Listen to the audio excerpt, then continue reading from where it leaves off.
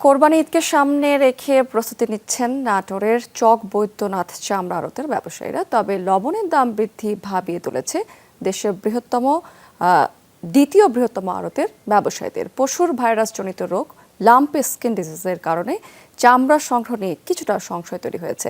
ব্যবসায়ীরা বলছেন ধীরে ধীরে মন্দা কাটিয়ে উঠছেন তারা। শিয়া বাটার, অ্যালোভেরা ও ভিটামিন ই সমৃদ্ধ লিলি বিউটি সোপ।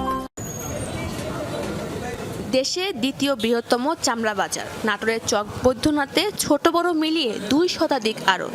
কোরবানি ঈদকে সামনে রেখে আড়তদাররা চামড়া কেনাবেচার প্রস্তুতি নিচ্ছেন। কয়েকদিন পর থেকে আড়তে শুরু হবে ধোয়া মোছা ও রং করার কাজ। প্রতি বছরের মতো এবারও উত্তর ও দক্ষিণাঞ্চলে 36টি জেলার চামড়া আসবে এই আড়তে। তবে ব্যবসায়ীদের ভাবাচ্ছে লবণের মাত্রা অতিরিক্ত দাম এবং পশুর ভাইরাসজনিত রোগ লাম্পি স্কিন ডিজিজ, যার ফলে চামড়ার উপরিভাগে ফোসকা জাতীয় দাগ তৈরি হয়, কমে যায় বাজার মূল্য। এবার নগদেই বিক্রি হয়েছে, বাকিতে কমই বিক্রি হয়েছে। যেটুকু আছে এটুকু পাওয়া যাবো আশা করি। আর খুব তাড়াতাড়ি আমরা প্রস্তুতি নিচ্ছি। ল্যাম্পিং চামড়া যখন টেনারি আলারা খরিদ করছে তাদের কাছে একবারে বাজেয়াপ্ত, মানে কোনো দামে কোনোভাবে এদের এটা কোনো কাজে আসে না।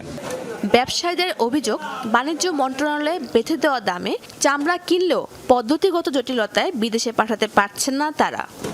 সরকারকে বিক্রি করার একটা রেট বাইন্দা দেখ বিদেশিদের কাছে। আমরা কাঁচা এত কিনবো, বিক্রিতে আমাদের 5 টাকা স্কোয়ার ফুট লাভ হোক, তাহলে আমরা সরকারের এই অফারকে আমরা গ্রহণ করব।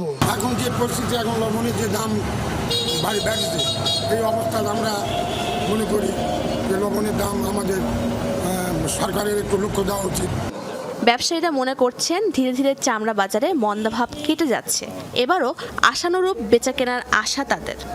সার্বিক প্রস্তুতি ভালো এবার, তবে লবণের দাম অত্যন্ত বেশি, 1150 টাকা এখনই লবণ দাম পড়ে যাচ্ছে। পূর্বের যে অবস্থা নাটোরের ছিল সেটা আবার ফিরে আসছে এবং সেই কারণে নাটোরে আমদানিও অনেকটা হয়তো বাড়বে বলে আমরা আশা করছি।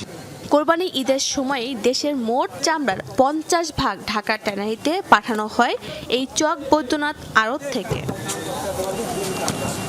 7 দিন অন্তরা, যমুনা নিউজ।